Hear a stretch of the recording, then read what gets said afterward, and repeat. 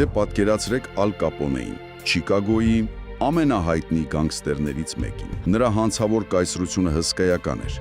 բայց գիտեք վերջում ինչի համար դատապարտեցին։ Միայն հարկերից խուսափելու։ Տարեկան մոտ $100 միլիոն եկամուտ կար։ Այսօր դա մոտավորապես 1.4 միլիարդ է։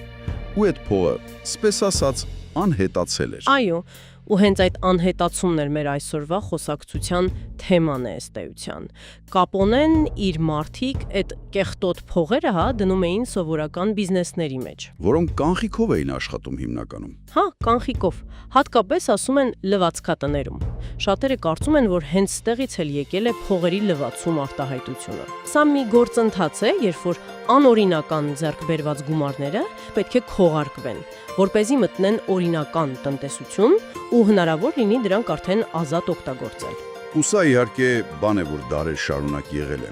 Միշտ էլ մարդիկ փորձել են թաքցնել իրենց հարստությունը։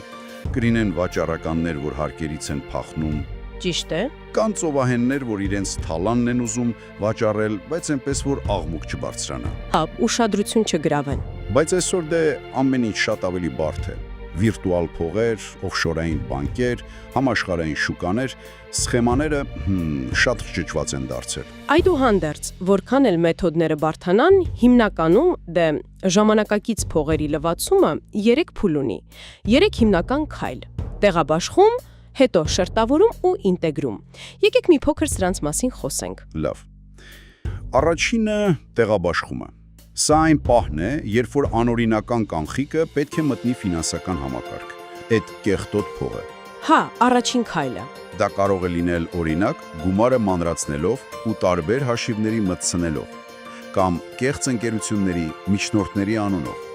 Իրականում սա երևի ամենավտանգավոր փուլն է հանցագործների համար։ Ճիշտ է, որովհետև հենց այդտեղ է, որ մեծ կանխիկ գումարը հայտնվում է, այսպես ասած, ռադարների վրա։ Հետո գալիս է շերտավորումը։ Հաջորդ քայլը։ Այո, այստեղ արդեն նպատակը խետքերը խառնելն է, հնարավորինս հեռացնել փողն իր սկզբնաղբյուրից։ Սկսվում են բազմակիվ գործարքներ։ Այսինքն փոխանցումներ տարբեր հաշիվներով։ Հա, փոխանցումներ տասնյակ հաշիվների միջև, գուցե տարբեր երկրներում։ Կամ օրինակ թանկարժեք իրեր են առնում, մեջենաներ, արվեստի գործեր, անշարժ գույք, որոնք հետո կարող են վերավաճառել։ Իհարկե, կամ խաղատները, սա էլ է դասական տարբերակ։ Մտնում ես կեղտոտ փողով, առնում ես խաղանիշեր, մի քիչ խաղում ես, հետո փոխում ես կանխիկ ու ներկայացնում ես որպես շահում։ Ստացվում է մի ամբողջ լաբիրինթոս են ստեղծում, որ փողը պտտվի ու վերջում անհասկանալի լինի, որտեղից է եկել։ Ճիշտ այդպես։ Շատ բարդ սխեմաներ են լինում։ Հա, ու վերջին քայլը ինտեգրումը։ Սա արդեն այն փուլն է, երբ այդ մաքուր օրինական տեսք ստացած փողերը վերադառնում են տնտեսություն։ Այո, դառնում են հասանելի տիրոջը։ Կարող են դրանք ներդնել ինչ-որ օրինական բիզնեսում, սովորական ծախսեր անել, Կամ կեղծ հաշիվ ապրանքագրեր օգտագործել։ հա, դա էլ։ Կամ նույնիսկ, գիտեք, ստեղծում են կեղծ բարեգործական կազմակերպություն, իրենք իրենց նշանակում են խորհրդի անդամ, շատ բարձր աշխատավարձով, այդպես փողը դառնում է օրինական եկամուտ։ Չէի մտածի դրա մասին։ Իսկ հետաքրքիր է, որ ԱՄՆ-ում օրինակ փողերի լվացումը որպես առանձին հանցագործություն սահմանվել է բավական ուշ, միայն 1986-ին։ 86-ին միայն։ Իսկ մինչ այդ Դե մինչ այդ պետք էր ապացուցել հիմքում ընկած հանցանքը։ Ինչպես Կապոնեի դեպքում հարկերից խուսափելը, կամ թմրանյութի վաճառք, կամ այլ բան։ հասկանալի է, 1986 թիվը իրոք ուշ է թվում, եթե հաշվի առնենք, թե ինչ մասշտաբի խնդիր էր դա նույնիսկ այն ժամանակ։ Այո, բայց երևի այդ օրենքն արդեն թույլ տվեց ավելի ուղիղ պայքարել հենց կազմակերպված հանցավորության դեմ, նրանց ֆինանսների դեմ։ Անշուշտ։ Թույլ տվեց բռնագանձել հարստությունը, պարզապես ապացուցելով, որ այն թաքցվել է։ Բայց դա նաև որոշակի մտահոգություններ առաջացրեց։ Ինչի հետ կապված։ Դե անձնական տվյալների գաղտնիության, կառավարության կողմից չափից շատ վերահսկողության հարցեր բարձրացան։ Ֆինանսական գաղտնիության սահմանների մասին։ Հասկանալի է։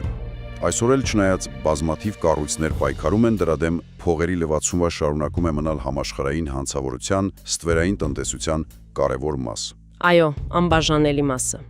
Եվ ամենացնցողը երևի այն խոշոր սկանդալներն են, որոնք կապված են ոչ թե ուղղակի ինչ-որ հանցագործների, այլ հսկայական բանկերի, Ֆինանսական հաստատությունների։ Հա, նույնիսկ կառավարության պաշտոնյաների հետ։ Ու իրականում ոչ ոք չգիտի, թե տարեկան որքան փող է լվացվում։ Թվերը շատ տարբեր են։ Այո, գնահատականները տատանվում են։